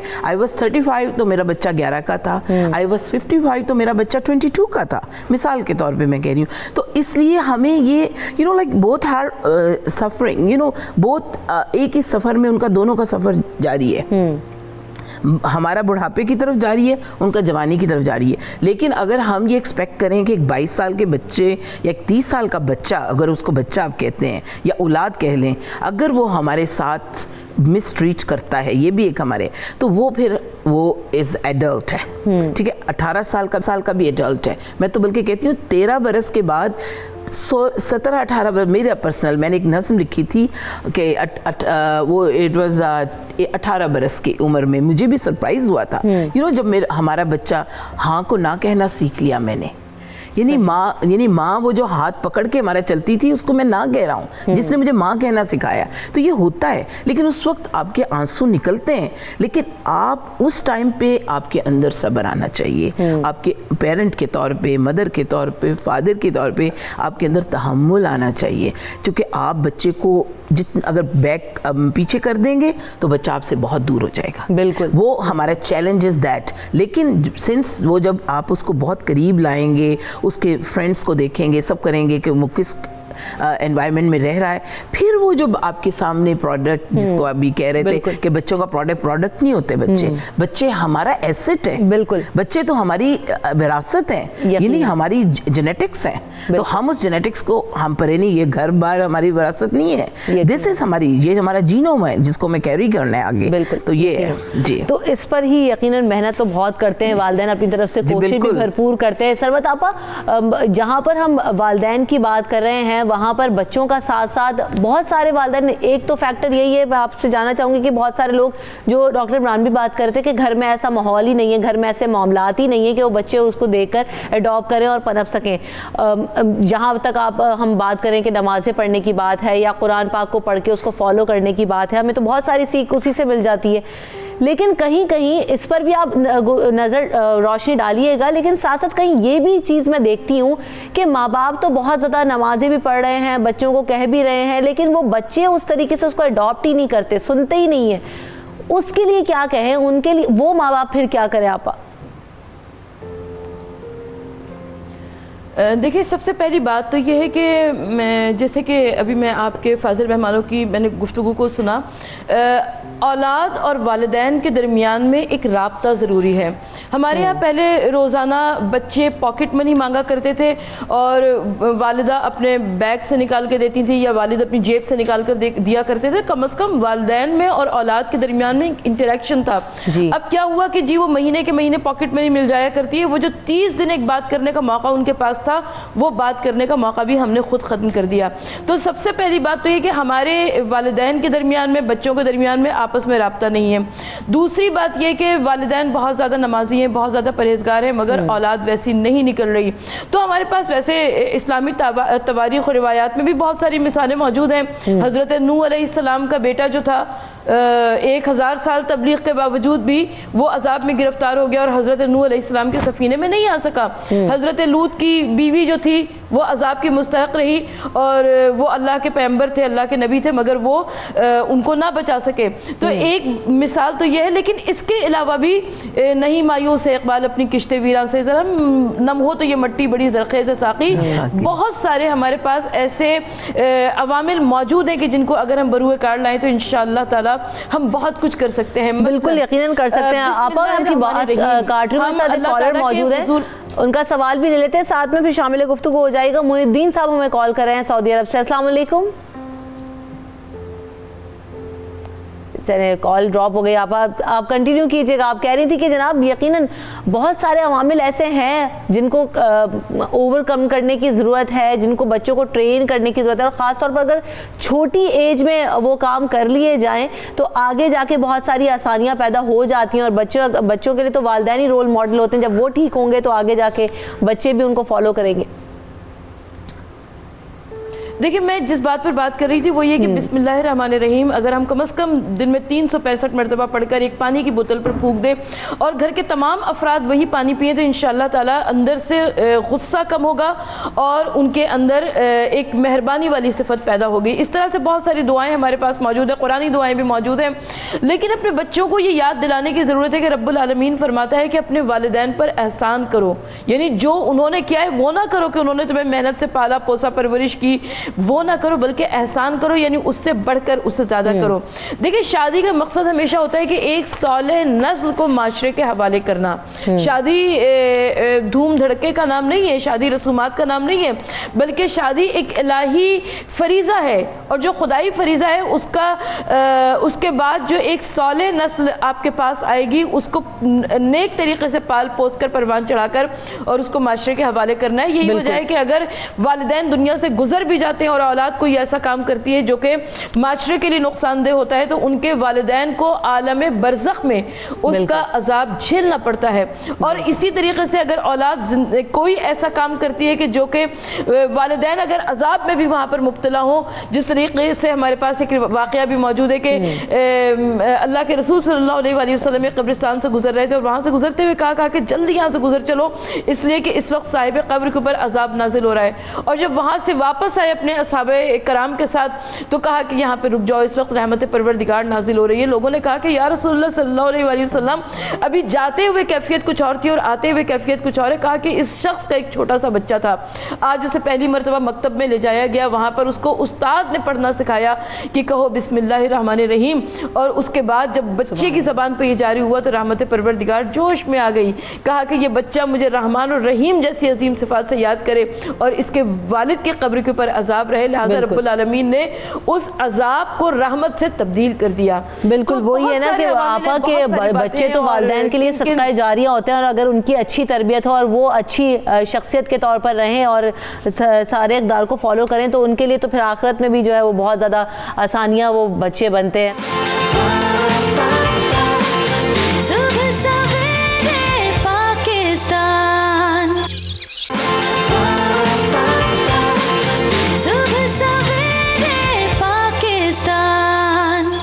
डॉक्टर उसमें बड़ी वैलिड बात की थी डॉक्टर इमरान ने, और बिल्कुल हम हर दफ़ा तो बड़ी आसानी से कहते हैं जनाब अब तो मोबाइल का दौर है, मोबाइल बच्चे इस्तेमाल कर रहे हैं, ख़राब हो रहे हैं, लेकिन जो अंडर 18 बच्चे हैं, खैर वो भी अब तो मोबाइल काफ़ी ज़्यादा इस्तेमाल कर, अब तो बच्चा खोलता है तो जनाब वो 1-1.5 साल का बच्चा भी उसको पता है मैंने कब कौन सी वीडियो लगानी है, कहाँ से पॉज होती है, कहाँ से बंद होती है। बहरहाल एक्सेस है बच्चों का मोबाइल के ऊपर। तो एक तो मैं आपसे जानना चाह रही हूँ कि जो बच्चों की गैदरिंग्स हैं, उनके जो सोशल सर्कल है, उनके जो फ्रेंड्स हैं, या जो वीडियोस देख रहे हैं उनके साथ बैठ के भी अकेले भी, उसका इन्फ्लुएंस बच्चों के ऊपर किस तरीके से पड़ रहा है, और वो फिर क्या उसको अपनी प्रैक्टिकल लाइफ में भी इम्प्लीमेंट करने की कोशिश करते हैं? देखिए, जहाँ तक स्क्रीन टाइम है बच्चों का वो लिमिटेड से लिमिटेड होना चाहिए। इवन 2 साल से जो छोटे बच्चे हैं, एक्सपर्ट्स से कहते हैं कि उनका स्क्रीन टाइम जो है वो 0 होना चाहिए, उससे ज़्यादा नहीं। और बड़ी उन्हें हद है तो एक वीडियो कॉल की इजाज़त है कि वो अपने दादा से बात कर लें, दादी से बात कर लें, नाना से बात कर लें, नानी से बात कर लें, और ये भी फ्यू मिनट्स की है। 2 ईयर्स के बाद आप उसके अंदर स्क्रीन टाइम ऐड कर सकते हैं, बट स्क्रीन टाइम जो है वो 5 साल के बच्चों के लिए ½ एन आवर रिकमेंडेड है। इससे ज़्यादा अगर आप उनके साथ गैजेट्स भी इवन यूज़ करते हैं बैठ के, तो इसका मतलब है कि उनकी जो ब्रेन की नशोनुमा है वो मुतासिर होगी ज़्यादा। ऐसे बच्चों के अंदर सोशलाइजेशन जो है वो कमी रह जाती है, क्योंकि उन्हें बातचीत करने की आदत नहीं होती। अभी थोड़ी देर पहले आप स्टोरीज़ की बात कर रही थी कि हम कहानियाँ सुनाते थे।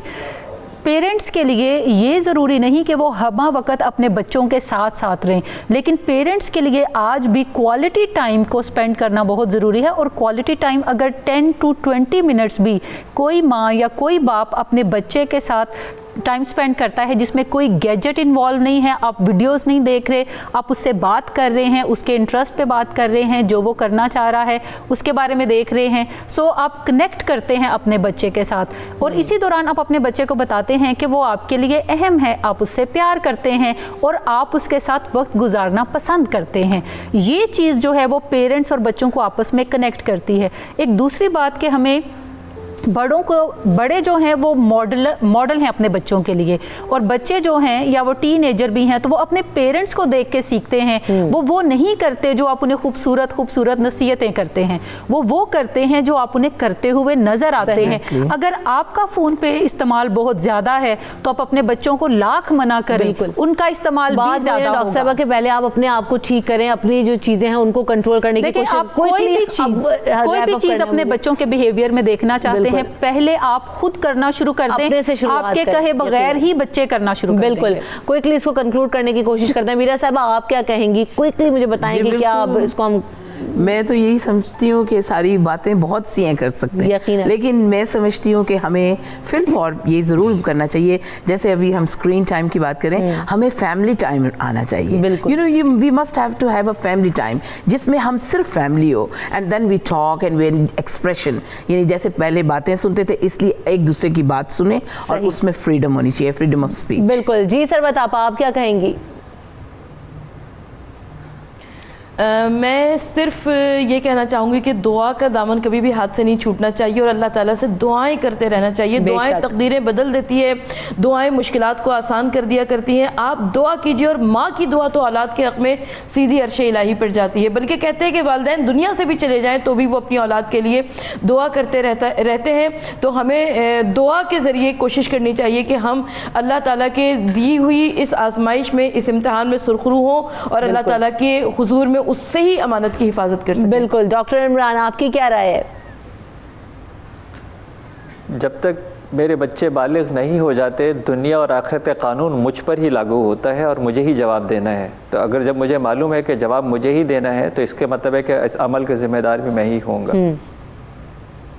बिल्कुल, बहुत खूबसूरत बात है। और बात यही है कि इस टॉपिक को तो जितना खोलता जाए, ये बहुत वसी टॉपिक है और हमें अपने अंदर उसको बेहतरी लाने की भी ज़रूरत है, साथ साथ अपने बच्चों को भी। और बहुत ज़्यादा अहम है कि वालिदैन अपने बच्चों के साथ गैजेट फ्री टाइम गुजारें। वो मोबाइल का इस्तेमाल ख़त्म करें जब आप घर आ जाएं, चाहे आप वर्किंग वुमेन हैं या आप ऑब्वियसली सबके जो वालिद हैं वो तो काम कर ही रहे होते हैं, लेकिन अगर ख़वातीन भी हैं, अगर इवन हाउस वाइफ भी हैं, तो मैं अक्सर ये देख रही होती हूँ कि वो घर में बैठी हैं और जो मोबाइल लगा हुआ है या टीवी लगा हुआ है, बच्चे जो अपना लगे हुए हैं अलग।